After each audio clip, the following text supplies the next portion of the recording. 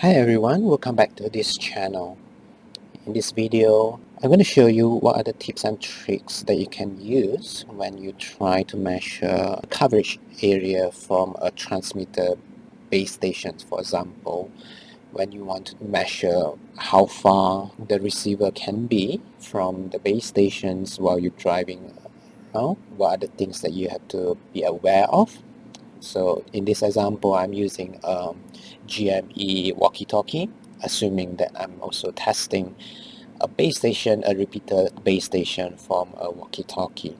The walkie-talkie that I have is a 2-watt handheld walkie-talkie, and it applies to if you have a CB radio in your car, which can go up to 5 watts or 10 watts. Drive around with the field fox in.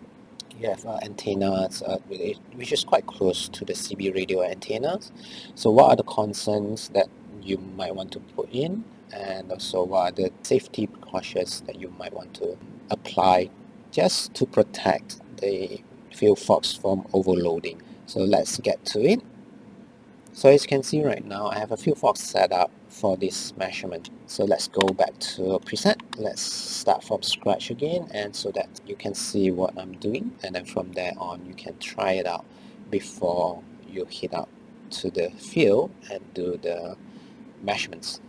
So I preset the field fox just so that everything go back to factory reset. I'm going to trigger the walkie-talkie, and let's see what is the frequency range of the channel. So right now I set to channel 43, and by the way, the GME walkie-talkie that I'm using, the model is TX675, and it's a 2-watt handheld walkie-talkie. So I'm going to transmit right now. You're going to see a spike at the left side of the screen. Okay, I'm actually quite close to the field fox. It's about 1 meter away from the antenna. So there are something that you have to take into considerations, like for example the power, the overloading power that might kill field fox. So let's try again. I'm going to turn on the marker. Let's turn on the marker, normal, and let's go to marker tools. I'm going to press the transmitter. I'm going to press pick, and that's my center frequency to start with. So you can see that the marker is 500 meg. Let's go to center frequency, it's about 500 meg. Let's transmit again, then we can just, let's transmit again. Let's see, it's not that. So we pick, and that's 476 channel. So that's about right for the channels that are available in Australia. So let's go, let's zoom in, let's transmit again, let's do the pick search, and then let's do a marker to center so that we know the transmitter center frequency is right in the middle of the screen. Let's try again. So right now the span is 50 meg, it's still quite wide. Let's zoom it in again. Let's go to frequency span. Let's zoom it down. Yep. And let's do a pick search. So 476. 485, is that right? According to the paper, not quite right. Let's zoom in again.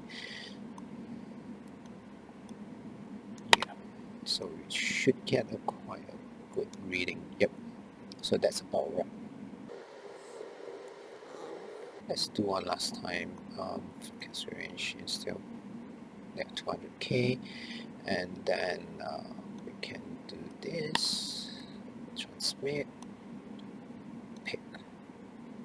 Okay, so that's about right, 476.4865. Let's jot it down. So channel 43,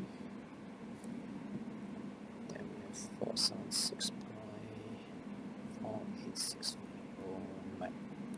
I'm going to use the same information for the channel scanner. You're going to see what are the effect to the adjacent channel to this current frequency. Alright, so let's try another channel. Let's try channel 42. I'm going to search palm up and search again. So 476.46150. And we do, let's try until channel 39, so I just set to channel 41, and let's do a peak search. So we have channel 41, 476, 43650. Then we have channel 40. Okay, it's out of the screen. Let's change the frequency down, further down. No, further.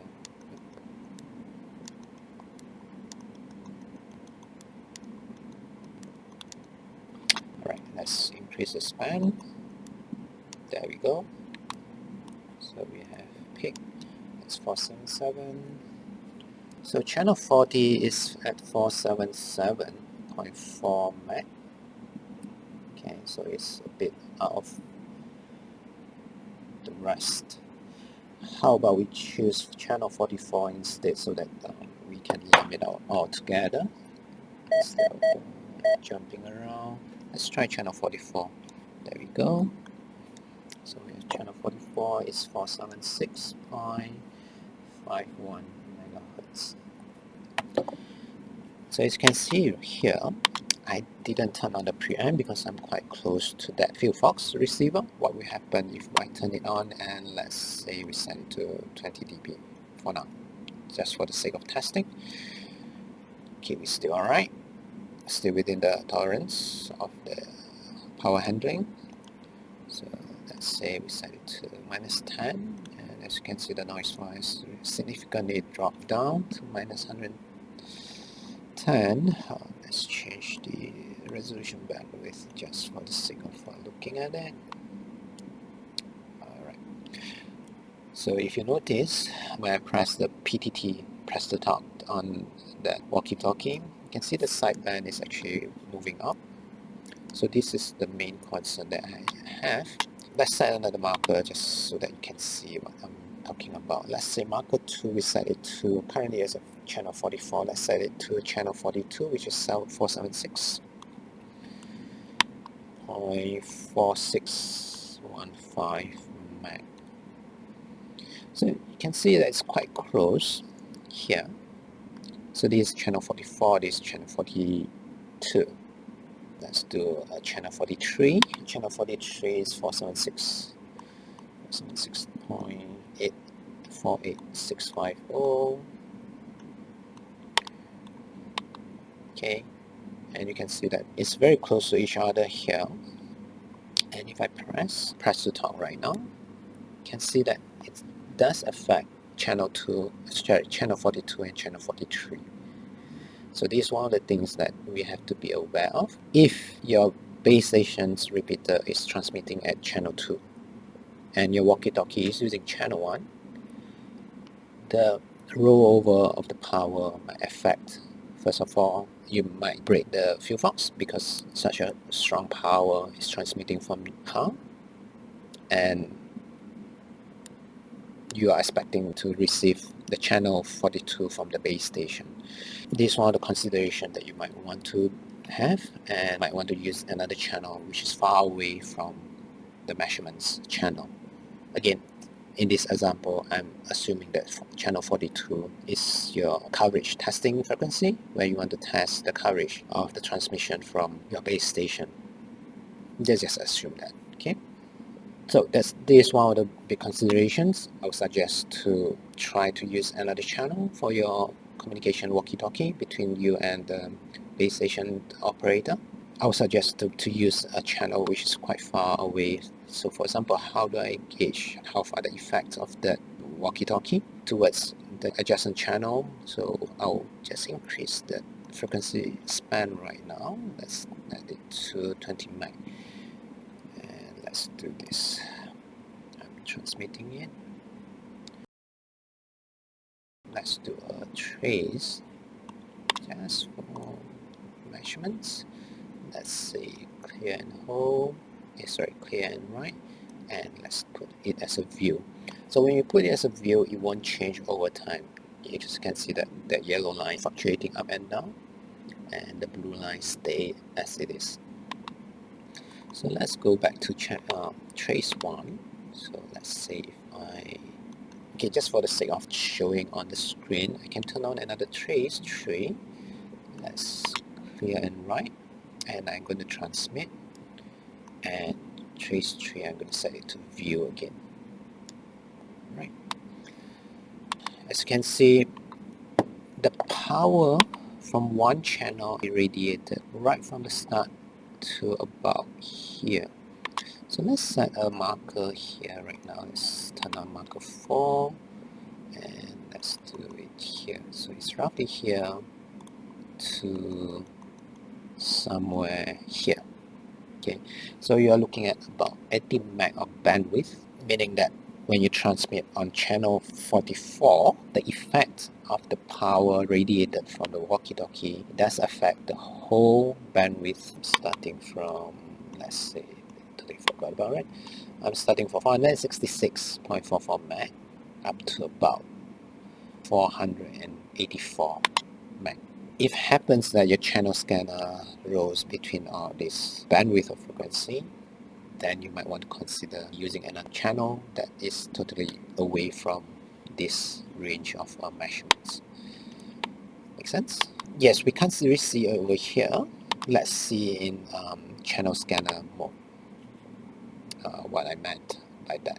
So let's go to mode, more, channel scanner, and I already set up a couple of signal here, channel band here, and sorry, let's go to, let's say I'm allowed to use channel 1 of my walkie-talkie, and let's see what is the transmitting frequency for that. Just bear with me. So it seems that my channel 1 is also low about 476 range. Yeah, 476.425 meg. I did a measurements just now. So it still roll around this range of 476 meg. So it happens that your repeater base stations works about the same frequency range, then chances are you're going to see the effect of your communication walkie-talkie. So I'm going to show you here. Let's go to channel scanner. Instead of 490, assuming that this last one is the channel 1 that you're using for communications. So 476.425.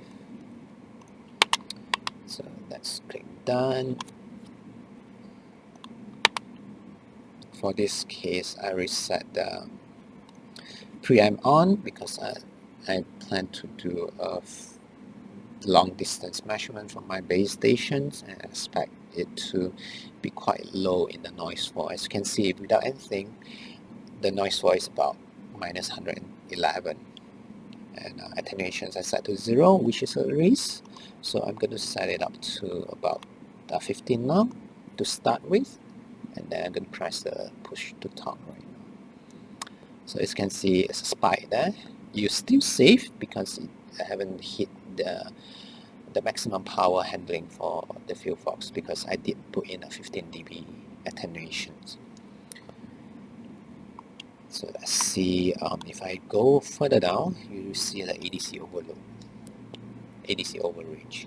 When you see that, I would suggest to put your hands on the knob for these attenuations. Once you see that, please increase the attenuations just to protect your investment.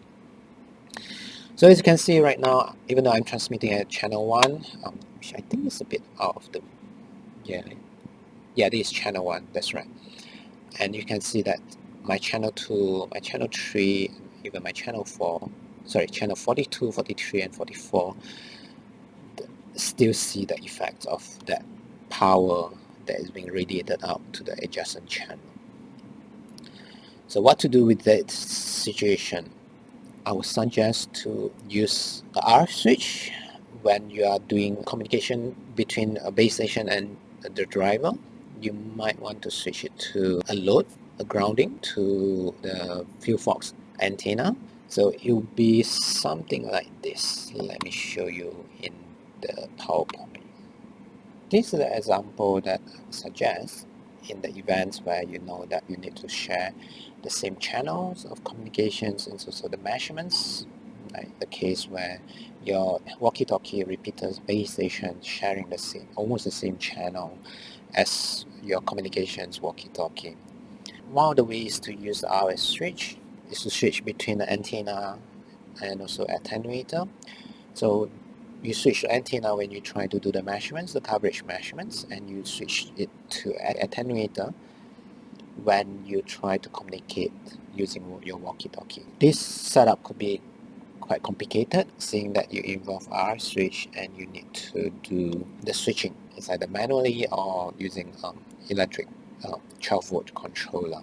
So another thing that I can suggest is to add in a variable attenuator. So it means that when you try to use your walkie-talkie for communications, so you set the variable attenuator to high value when you try to use walkie-talkie to communicate with the people at the base stations, and you tune it to low value when you try to do the measurements.